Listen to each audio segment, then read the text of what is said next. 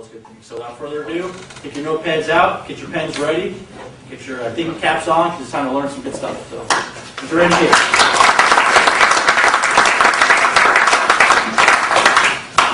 So what's the difference between an amateur and a professional? Well, generally, professionals get paid. Right? Amateurs do something for a hobby, for a habit, for love. Professionals get paid. I'm sure we've got people in the room that they're golfers. They're amateur golfers. Then Tiger Woods, he's a professional golfer.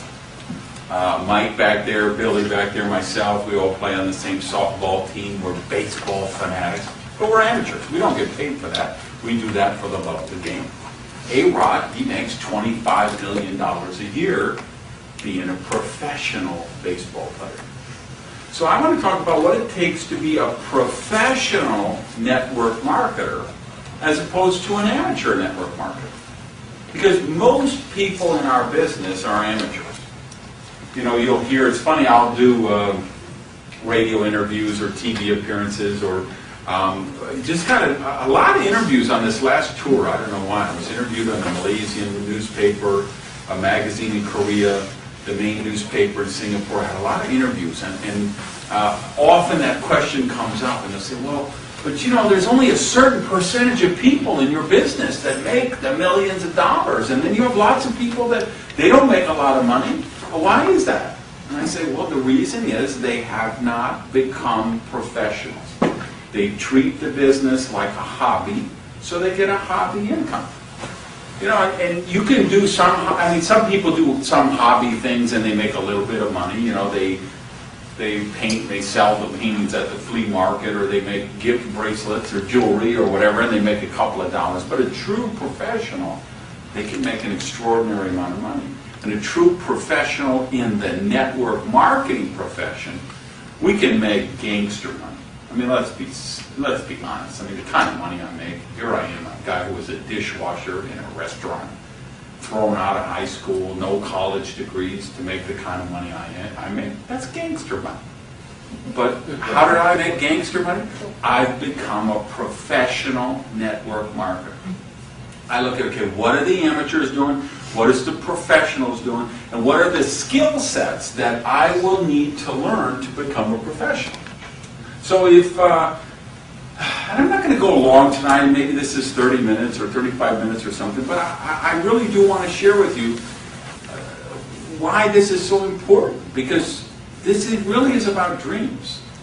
You know, Brandon and I were driving up here, and we were just talking like that. You know, and said, well, how old were you before you really could just set your life the way you want and decide when you wake up and what you do? And that was a dream. That came about because I saw that dream first. I said, I didn't even know what it was at the start, but I said, I'm going to have my own business. I'm going to have some kind of business where I could just travel the world and work from under a palm tree, whatever. And then when computers came along, I got enamored, and yeah, I'm going to have a business I could run from a laptop sitting on the Café Rook in Rue Saint-Honoré in Paris, watching people go by with my laptop, or sitting under a palm tree in Fiji or Tahiti, and know that I can run my business all over the world from this laptop. And I saw that image in my mind, and then I was able to manifest it on the physical realm here with Agile. So, but I had to develop some skill sets. Now, I told you guys, the first company I was ever with was Amway. That happened when I was 20 years old. I had been in the restaurant business and, you know, trying to work my way up from a cook to a waiter to a manager trainee to an assistant manager. Then I was a restaurant manager. And I realized I made less money as a restaurant manager than I made as a waiter. And I worked 2 times as many hours, 3 times as many hours. And I thought, well, so what I need to do is own my own restaurant. So I quit my job as a restaurant manager and took my assistant manager. We took every penny we could borrow and we rented a restaurant in another town and thought we would live the American dream of, you know, opening our own restaurant.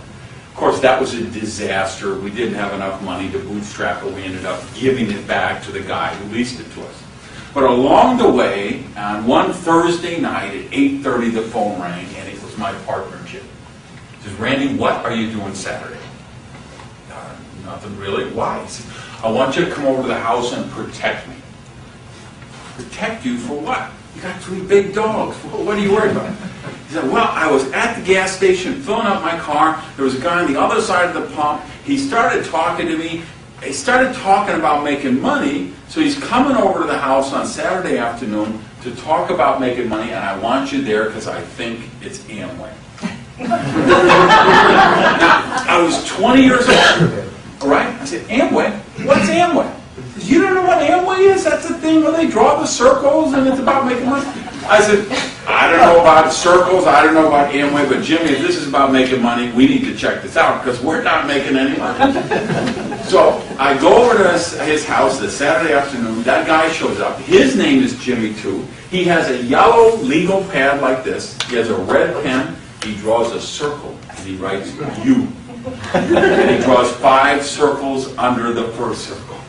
And then 5 under each of the 5 with 25 and 125 and 625 and 3,125 and 15,625 and 78,000. And I was mesmerized.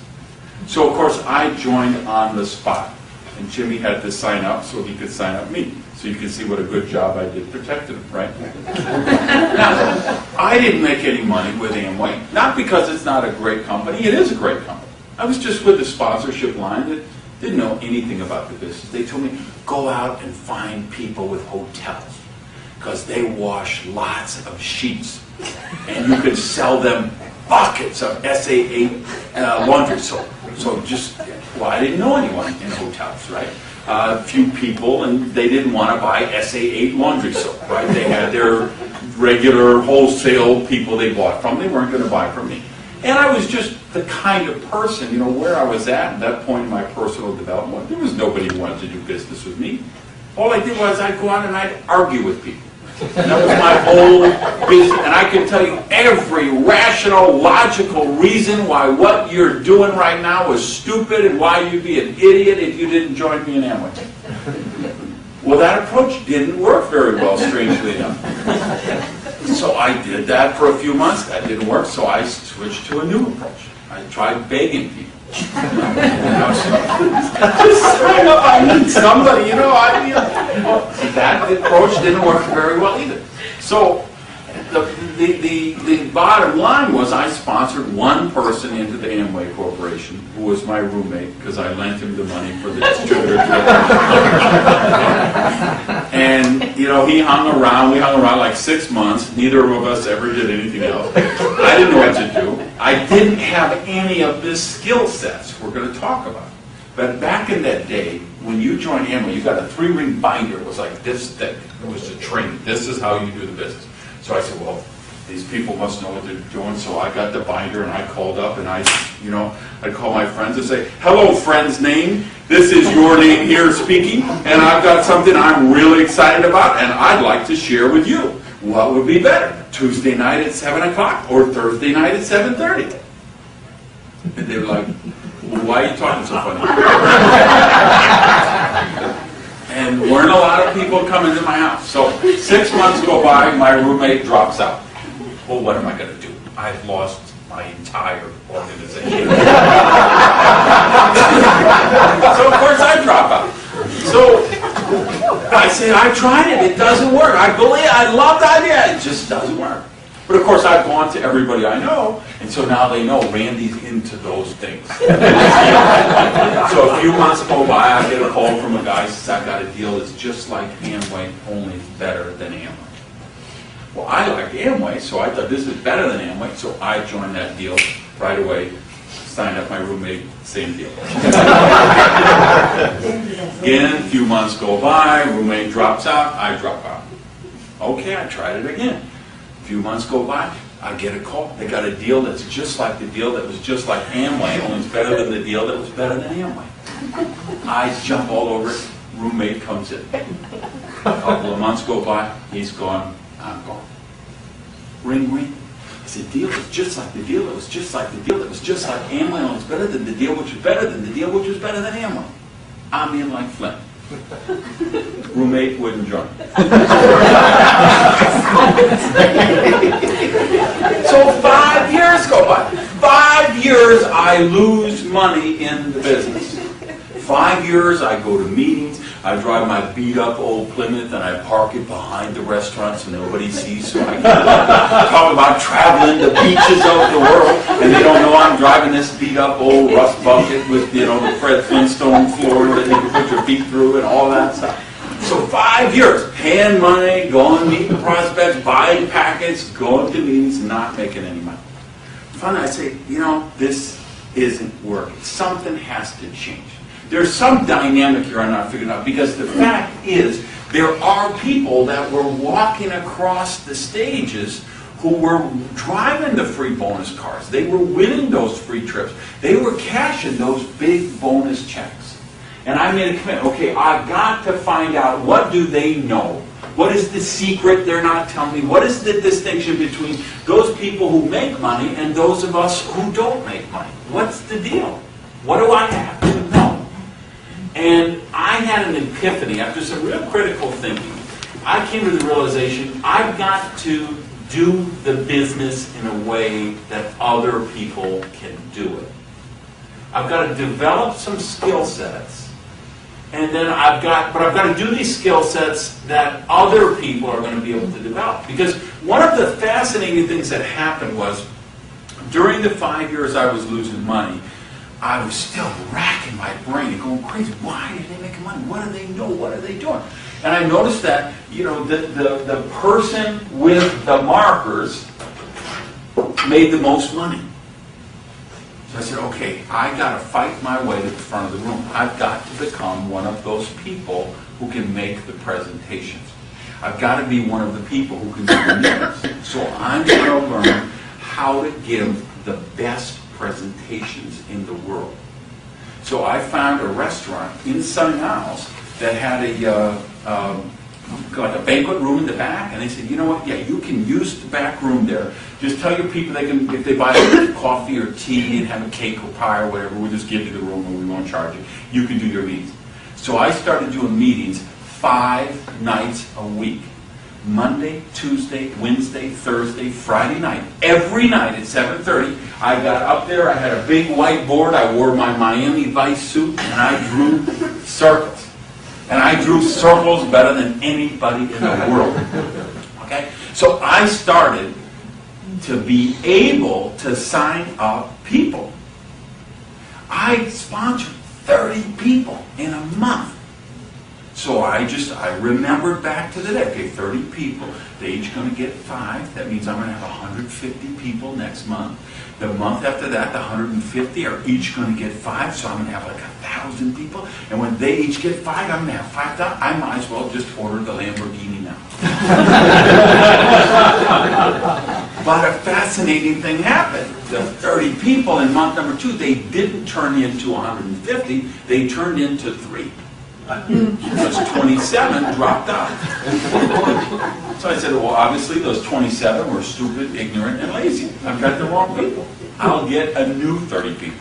Get on my Miami Vice suit again, draw those circles again. Told her, you just bring your people to me, I will close them for you. You just get them in the room, I'll be up there drawing circles, they will be joining the business. I put in another 30 people. Next month, again, 25, 26, 28 drop out. Next month, 25, 26, 28 drop out. What's wrong with this picture? And that's when the epiphany came. And I said, okay, the way I'm bringing people in doesn't duplicate. It works, but it doesn't duplicate. And what we really make our money on is duplication. Huge deal for me. So I said, you know, I'm going to develop a system. I'm going to develop a step, because I wasn't with a sponsorship line. I wasn't in a company that got this. There were other companies, there were other sponsorship lines. They knew this already. I didn't know this. I was a slow learner. I had to learn by beating my head against the wall, by making a bunch of mistakes, by struggling. So I said, okay, I'm going to find a way to do the business so that the people that I bring into the business are going to be able to do the business. And that is the magic. This is what we have to offer with Agile that most people in our profession can't offer, is we have rock solid, airtight step by step by step duplicable system that we can offer people. If you look at our first step for a casual acquaintance, that Safe is the New Risky DVD. If you look at this cash flow class that we do, it's such a quantum leap above what anyone else in our profession is doing because it's so duplicable.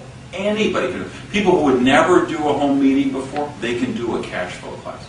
People who would be deathly afraid to make a presentation, they can invite people to cash flow class. They can give out a Safe is the New Risky thing. They can follow up and give some product samples in the next magazine, and they can just follow the steps. They can just, connect the dots. People that don't make it in all kinds of other companies are making it with Agile. Even in people who haven't made it with Agile. Since we rolled out this new recruiting system at Agile World, we've had people that were left for dead who have come alive, and they're doing great now because of this system. And one of the components of this system, one of the really important elements, is this philosophy of using always third-party resources.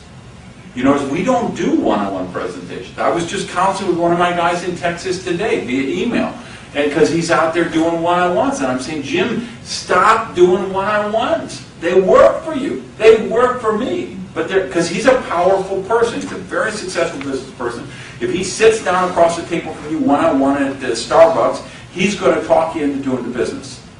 But 95 out of 100 people, they're not going to be able to duplicate that process.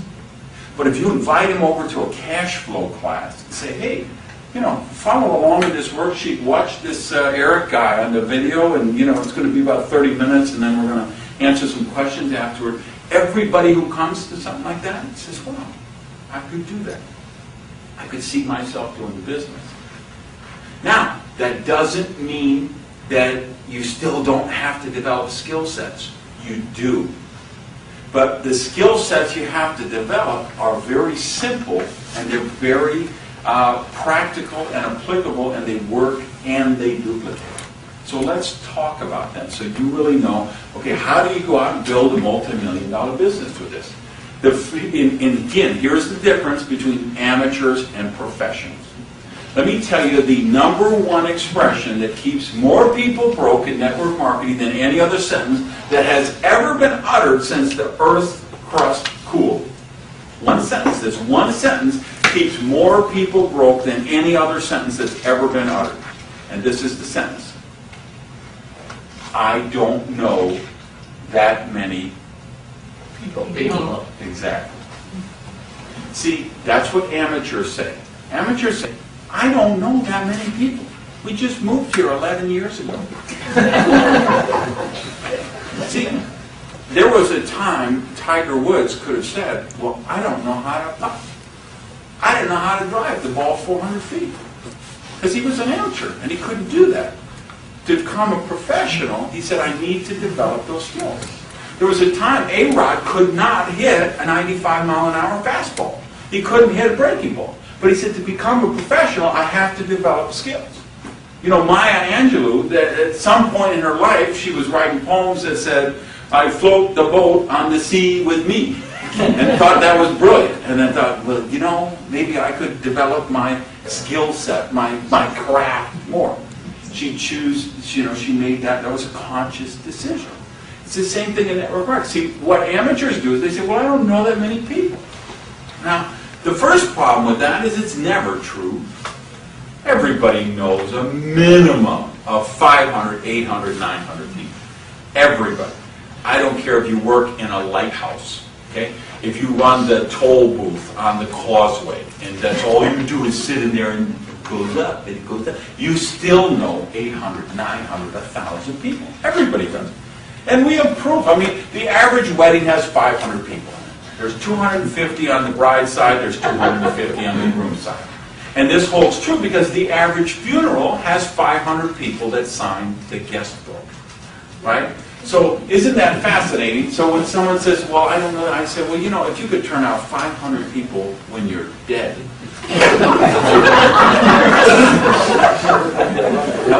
So that's not even counting the casual, that's not counting the regular lady at the dry cleaner. It's not counting your favorite waitress at Denny's. It's not counting the flight attendant you meet today and the rental car clerk that you meet next week and the people you meet standing in line waiting to see the next Matrix movie or whatever. I mean, the average person meets 5, 8, 10, 15 people a week. MySpace, Facebook. Well, yeah, we get into social networking stuff, it goes exponentially, right? But the difference between amateurs and professionals? See, professionals say, well, I'm going to develop the skill set of how to meet people. Because I think that's important. If I want to make millions of dollars in this, I need to develop this skill set. The amateurs say, well, I don't know that many people. So that takes us to the second skill set, which is the ability to work a candidate list. What's the difference between amateurs and professionals? Well, a lot of the amateurs, they don't even do a candidate list. They think, well, I know Jimmy would be great for this, and if Nancy signed up, she would make me a fortune, and if Bobby did this, he'd make a lot of money. So they think of 4 or 5 people in their mind, that's who they talk to, and if they don't sign them all up right away, what do they say? I've talked to everybody I know, and they're just not interested. Rank amateur. A professional makes a candidate list, and they know how to work a candidate list. It's a living, breathing thing. Their candidate list is organic. Because they say, okay, Danny joined the business, I can cross him off the list. What about the lady I met this morning at the dry cleaner? She's really sharp. I'm going to put her on the list. When I'm talking to people ready to enroll some more people, I need to get back to her. What about the guy I met at the party last night? What about the networking fund? They put themselves in places to meet people. And of course, this is what I could teach better than anyone in the world, because I came into the business as this pathologically shy guy, as this antisocial, deathly afraid of meeting people person. And even to this day, and people say, that can't be true, because I've seen you do seminar. You understand, it's a whole different dynamic. You can put me on a platform and have 20,000 people, that doesn't make me nervous at all. But put me in an elevator with 3 people who want to do small talk, I'm petrified. I can't, let me not affirm that. In the past, I was petrified at that, right? So that was just not my thing. But one of the things is I learned is I could create situations where I met people, and I didn't even do this for network marketing consciously. This was something that I was able to develop over time, probably on a subconscious level. And then once I saw it started, I could refine it. But I recognized that I could put myself in situations where I would meet people in a non-threatening way. You heard Billy Looper up here talking earlier. Now, Billy is a double diamond director. That means he's built a very big group. He's made $1.3 million with Atlas so far. You can figure with our team volume commission, our leverage matching bonus, I made a couple of bucks because I brought Billy to the party, right? Now, you know why I brought Billy to the party? You know how I met Billy Looper? Because I went and played softball. See, now, I never played ball. I love baseball. Been passionate about it my whole life. But, of course, my mother didn't have money for equipment and Little League and fees and all of that stuff. So I never played. Then at 4 years old, I was working with a company, speaking at the convention, and they said they were going to do a charity softball tournament, raise some money for a March of Dimes. I played, I had the time of my life, and I thought, wow, I could do this now. I have the money, I have the time, I could start to play softball. So what I did is I found an ad in a magazine, responded to an ad that they had a league, and I joined that league. And I remember the first Sunday I was driving up there, because I was so excited about the ability to play softball. And then when I was in the car on the way up there, I think, oh my God, I don't know anybody on this team.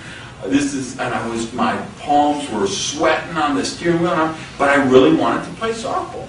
Then I got there, and what happens? Okay, hey guys, this is Randy, he's the new guy, and this is Jimmy, and this is Bob, and this is, and you don't know, this is so. And then you just go and you play ball, and there's no nervous thing. You just start playing ball and you forget about it. By the end of the game, you're like friends with those people. Then I met people on other teams, and then we went to tournaments, and then I joined other leagues. So I have a double diamond director, I have a director, I have a manager, I have a senior manager, I have a regional, all people I met because I play softball. I have senior directors because of the church that I go to. I didn't go to the church to recruit people. I go to church for my spiritual sustenance. But while I'm there, see, if I'm sitting there and you're sitting there and we go, wow, did you hear that service? Wasn't the minister amazing today? Didn't you love the part? It's a non-threatening way to have that conversation. It's a non-threatening way when you meet, I joined the Viper Club. It's just a social group of guys who drive the Viper cars. And you have a shared experience. So you go and you meet people, and I was still a little nervous. So I remember going to the first club, function. But, I loved the car, and, I knew these other guys loved the car, and we were going to look at the cars and hear about the specifications, and, it was a kind of a fun thing. So my desire for the fun outweighed my fear of meeting people. Now, the truth is, I bet half of this room, you don't even have that issue. Chuck doesn't have that issue. Jerry, I don't think you have that issue. I know Billy Looper doesn't have that issue. A lot of you love to meet people. You don't have that nerves. You're not shy people. You're outgoing, gregarious, social people. You love to meet people. So you don't even have that issue. But the point is, if you are shy, you have a choice. You could be an amateur and say, well, I don't know that many people. I don't know how to meet people. I don't know how to work a candidate list. Or you can say, well, I want to be a professional, so I'm going to develop the skill set. The difference between amateur and professional, professionals develop the skill set of meeting people. The difference between the amateur and professional, the professionals develop the skill set of how to work a candidate list. They have their agile business plan, they start with that list, and then it's an organic list, and they work it all the time. Third skill set, one of the most important in our profession, is the skill set of inviting. So we invite people, hey, if I give you this DVD, would you watch it? That's an invitation. Hey, if I get a seat for you, we've got a cash flow class on Tuesday night. If I hold the space for you, will you come to the cash flow class? Hey, we're having an agile money mixer. So you might be inviting to a money mixer. You might be inviting to review a DVD. You might be inviting to come to a cash flow class. You might be inviting to get on a webcast or conference call. That's a skill. The skill of inviting people. Now again, what's the difference between amateurs and professionals? Amateurs say, well, I'm not very good at inviting. So what? Who was good at inviting? Nobody started that. If I look at some of the philosophies that have really made me money over the years, here's one of them. This has been worth millions of dollars to me. Here's my philosophy, and I live by this philosophy. You can't look good and get better at the same time. And it'd be the same whether we talk about invitations, if we talk about presentations, if we talk about any of the skill sets in our business, you make a choice. Do I want to look good, or do I want to get better? You want to make great invitations? You know what you have to do? First, you have to make good invitations. And you want to make good invitations? You know what you have to do? First, you have to make bad invitations. When I think of, again, the skill sets I had when I got, that's why I didn't make money those first 5 years. I didn't have the skill set. My invitations were horrendous. My presentations were horrendous. My follow-through was horrendous. But I could have done what most people do, which is say, okay, well, this doesn't really work for me, or I haven't made money, so I'm going to quit. And I'll go back to the herd, and I'll get the TV remote control, and I'll watch 6 hours of TV every day, and I'll veg out, drink some rancid fermented hops, rub the hair off the back of my head, leaning against a recliner, watching the Idiot Box 6 hours a day. Or I could make a conscious choice to develop the skill sets that will make me successful. That's the difference between the people who make millions of dollars and the people who make $12. It's a conscious decision. We weren't born with that. Ask Billy Looper. You know what Billy told me when I sponsored him into business? I went to Billy right away. I said, Billy, you can make $100,000 a month with this. I'm telling you, Billy, with your connections, with your charisma, you're articulate, you're intelligent, the people you know, I'm telling you, you can make over $100,000 a month with this. And he said, I trust you. I know you know this business. I'm willing to do this. I will do it. There's only one condition. I said, what's the condition? He said, I never have to speak in front of people. That's what he told me. I said, hey, that's your choice. Now, you know what happened along the way? I never told Billy Looper, hey, you have to get up and speak in front of people.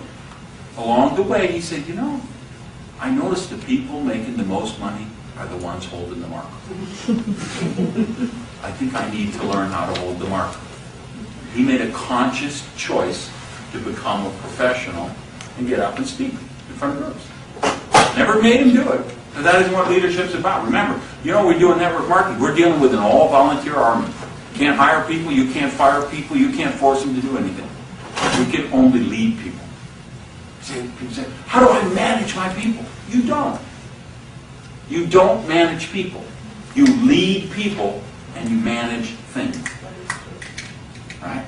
So Billy looked at the leadership of Agile and saw, well, what the leaders are doing is they're getting up there, they're training, they're doing Super Saturdays, they're speaking at business briefing, they're up there presenting, their group sees them up there with the marker, so if I want to be professional, that's a skill set I need to develop. So here's the thing about these skill sets. We've talked about the skill of meeting people, the skill of working a candidate list, the skill of inviting. Now, we could talk about the skill of presenting, but here's the thing I want you to understand. You don't need that to start. You can build a business that makes you $100,000 or $200,000 a year without being a presenter, without developing the presentation skill set. Now, that's not true in most companies, but it's true with Agile and it's true with A-Team. And the reason why is because of this system we've developed with the safest, the new risky, and the cash flow class, and all of the third-party resources. So in fact, we tell you, we don't want you to do one-on-one presentation. We don't want you to go and be the message. We want you to be the messenger. If you say, Gage, tell me the one secret. What's the one magical, mystical thing I need to know to make $1 million a year in the business? That would be it. I'd say, be the messenger, not the message. So see, the time will come if you're going to be a diamond director, where the people are going to expect to see you on stage. Say, hey, I'm in Lynn's organization. She's my double diamond director. They want to see you up on the platform. They want to have the pride. They want to bring their people to the good. See that lady up there? That's Lynn. That's my upline diamond. That lady up there had no experience in the business. She got in the business. Now she makes $2 million a year. That's her. I'm in her group. You could be on her team. They want that. So but that can come later. What are the skill sets you need right now just to make $200,000, $150,000, $100,000? The ability to meet people, the ability to work a candidate list, the invitation skill set, and the follow-up skill set. And the follow-up, that's so easy. It's come on. We bring somebody to an event on Tuesday. We need to give them a call on Wednesday. We bring them, we got them on a webcast on Thursday. We need to drop by a brochure or follow-up, a booklet or magazine or whatever on Friday. 24 or 48 hours later, we need to call back. So all we need to do, we need to have a planner or a calendar or a thing on our laptop or whatever that we can follow through. Anybody can learn that in 2 minutes. That's really easy. But not everybody chooses to do that. Some amateurs never learn that skill. So, I brought 5 people to the meetings and none of them have ever called me back. Well, of course they have. Because as soon as you got to understand, the average person in the world today watches 6 hours of television a day. Real time. That's the actual statistic. 6 hours a day watching TV. The average kid today spends 27 hours a week playing video games. So if you don't follow through, if you don't help them nurture, that's why I say that's their amateurs and professionals. See, if we just left this room, I know we've got some real success conscious people in this room. People, you stayed for the night owl, you could be home watching V tonight, right? You're here instead, so you're a professional, right? So, but if we just went out here and the next 100 people we saw on the bus stop said, would you like to be healthy? Would you like to be happy? Would you like to be rich? All 100 would say yes. Say, we could show you a 2 to 4 year plan where you could be financially free. Would you do that? Absolutely. Would you be willing to trade 10 or 15 hours a week for that 2 to 4 years to be financially free? Yes, sign me up. But on Tuesday night, when you have the meeting here at 7:30 and they're trying to walk out of the house and they see that remote control, they can't make it past the remote control. That's the amateurs versus the professionals. So basic skill set, how to meet people. So if no one in this room, if you ever come to me again and say, I don't know that many people, I'm going to slap you. Because you just said, hey, I want to stay a rank amateur the rest of my life. I'm not willing to develop the skill sets to be a professional. So, well, I don't know who to talk to. I'm going to say, oh, please don't waste my time. You made a choice to be a rank amateur because you don't want to develop the skill set of how to work a candidate list. So, well, I made some invitations and they didn't show. I invited some people to my cash flow class and they didn't come. So what? I had 4 people who didn't come to my first cash flow class, which back then we called them PBRs, right? Private Business Reception. I had 4 that didn't show up. I had others who didn't come to the next one, and others who didn't come to the next one, and others who didn't come to the next one. But that didn't matter to me. What mattered to me were the ones who did show up. See, Billy showed up. Gail showed up. Dave Liddy showed up. Jeannie Kidd showed up. That's all I concentrate on. Well, who showed up? Who wants to step up? Who wants to be a professional? Those are the people that I'm going to work with, because they're the people that can walk past the remote control on Tuesday night. They made that decision. So, you look at my numbers, I've got 166 people now that I've put into the business over 4 years. Say, well, I bet they don't all do it. I bet some quit. What happens if you sponsor this guy and then this guy drops out? It happens all the time. Some do it now, some do it later, and some do it never. There's not that many people willing to be professionals. But out of my 166 people, I went back and looked a couple of weeks ago, 89 were still in the game. So when I do those interviews with those newspapers and the magazines, they say, wow, well, half of the people dropped out. I say, so what? Half of the people that get married get divorced. You know how many people join college and they quit? How many people join Burger King and quit? What is that, 99.999%? How many people join IBM and quit? You know how many people join Life and quit?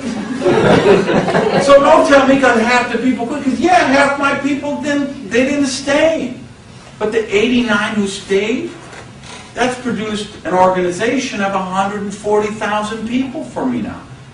So am I going to worry about the 70-something that want to watch the 6 hours of TV a day?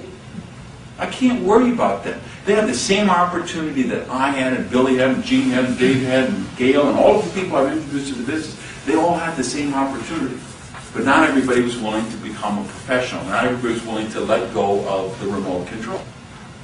So you want to be a professional, you make that choice to develop the skill sets. So after those 4 basic skill sets, then we have the 2 more advanced skill sets that you don't have to worry about till later, which is the presenting skill set and the leadership development skill set. Because that's, bless you, that's what the business is about. If you said, okay, Randy, tell me the truth when no one else is around. Just what is Agile? At its very essence, I'm going to say Agile is a leadership factory disguised as a wellness company. That's what we do. That's what being a professional is about in this business at the higher level. Getting in online, going into your back office and saying, okay, who are my leaders? Who are the people that I need to do? Where do I have a fire going in my organization? I'm going to get on a plane and go pour gasoline on the fire. Right, you all saw the video on our leadership updates the last 2 weeks. I did that around the world tour, and thousands and thousands of people. And I had the people in Jakarta, the people in Moscow, and Medan, and Seoul, and Sydney, and all I was doing was I just looked at the back office and where do I have a fire going on? Let me go pour some gasoline on the fire. Because I got leaders there. And if I go down and support those leaders, that will help those leaders develop new leaders. When you start, you could be a senior manager right now, and you've got 11 people in your group. Maybe you don't even have a leader yet. Then you got to look and say, well, who's my potential leader? Who's somebody, and no, I don't have money to fly to Jakarta, Indonesia, like Gage did, but who do I have in Naples that has a potential to be a leader? That maybe I'm just going to get in my old Honda and drive 2.5 hours over there and do a meeting for them and help them grow. Who do I have up in Daytona Beach that, I'm going to finish work at 5 o'clock at night, jump in the car, drive up there, get up there by 7 o'clock, do a meeting till 9 o'clock, drive home at 11 o'clock, get something quick, go to bed, get up at 6 a.m. the next day and go back to work. But if I make an investment in that potential leader, they're going to turn into a leader. So those are the skill sets we develop. That's what makes multi-million-dollar earners in our profession, is the people who say, I'm not interested in arguing for my limitations. But that's what people do. But see, I learned that. That was one of the most important lessons I ever learned in personal growth, is only argue for the limitations you want to keep. But it's true, I don't know that many people. Well, the more you argue for that limitation, the more you're going to own it. I'm just horrible at doing invitations. I just can't make invitations. The more you argue for that, the more you're going to own it. If you make a choice, no, that's the skill set I need to develop to become a professional. That's how we break through. That's the personal development. That's the growth.